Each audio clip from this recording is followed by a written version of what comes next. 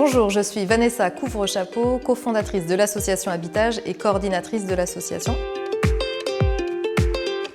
Mon métier est donc de coordonner les différentes activités de l'association Habitage et au sein de la maison Habitage, de coordonner le lieu de vie, c'est-à-dire de pouvoir assurer l'accompagnement individuel et collectif des habitants locataires, de faciliter le lien avec les partenaires et les acteurs locaux et de faire toute la gestion locative. L'association Habitage a été créée en décembre 2013 à l'initiative de moi-même et mon mari suite à une situation familiale. Effectivement, la grand-mère de mon mari avait intégré un EHPAD sur le territoire et on s'est juste dit que c'était dommage qu'il n'y ait pas d'autres choix sur le territoire rural. Et l'autre volet important pour nous, c'était la question de la restauration de patrimoine bâti au cœur des bourgs. Donc voilà, l'envie était de créer des nouveaux lieux de vie pour des personnes retraitées au cœur du village à partir de la restauration d'un patrimoine délabré.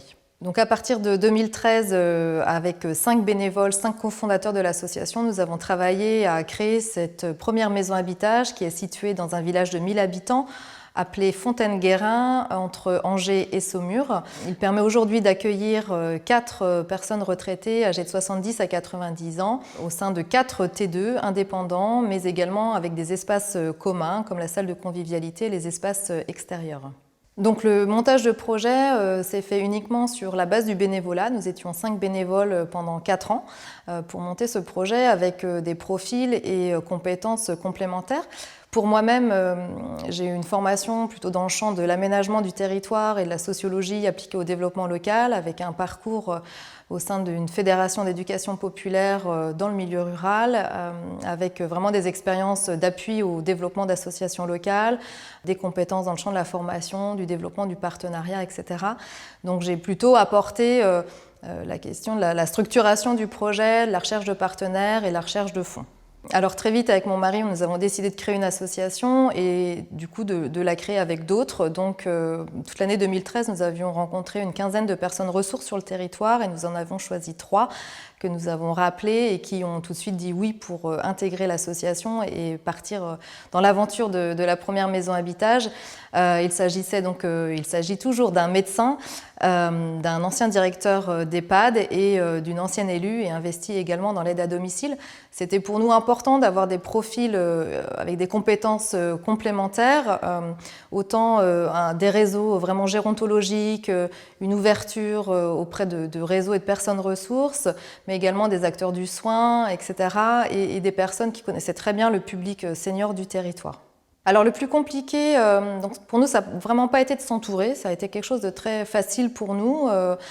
Par contre, le plus dur, c'est que tout le monde aimait le projet, trouvait le projet très chouette, mais personne ne voulait faire la première levée de fonds. En fait, vraiment dans ce type de projet, surtout au tout début, quand c'est la première maison, c'est compliqué un petit peu de convaincre et qu'il y ait un premier financeur qui mette de l'argent. Donc voilà, ça c'est vraiment le point clé de notre projet. Pour lever ce frein, nous avons dû apporter de l'argent privé, puis un apport une subvention du conseil régional qui a vraiment fait effet levier sur les autres financements extérieurs. Nous avons ouvert cette première maison l'été 2017. À l'origine, l'association avait été créée juste pour créer cette maison. Et au final, l'association s'est développée, s'est professionnalisée. Donc, je suis devenue coordinatrice de l'association en 2018. Nous sommes maintenant 3 salariés. Nous développons d'autres projets de maisons Habitage dans le Maine-et-Loire. Nous réfléchissons à accompagner également d'autres porteurs de projets et donc transmettre notre expérience. Et nous avons aussi développé des activités dans le champ de l'accompagnement des seniors dans leur choix d'habiter à travers toute une action de prévention et d'animation d'ateliers qui permettent de remettre au cœur les retraités dans leur choix et de pouvoir choisir et les aider à décider. Si j'avais quelques conseils à donner, c'est effectivement de bien choisir les personnes avec qui vous allez travailler. Nous, un des critères, c'était vraiment les yeux qui brillaient quand on avait parlé du projet. C'est-à-dire qu'on a rencontré aussi plein de personnes qui évoquaient toutes les difficultés, que ça allait être compliqué, que ça allait être cher, etc. On n'a pas choisi ces personnes-là, on a plutôt choisi des personnes qui trouvaient ça un peu utopiste, mais qui avaient envie d'y croire et envie de participer à l'aventure. Et puis, j'ai envie de vous dire aussi, ne lâchez rien, jamais, parce que c'est des montages de projets très lourds, très longs. Il faut toujours y croire et donc le collectif pour ça est très très important et surtout de toujours avoir cette force de conviction.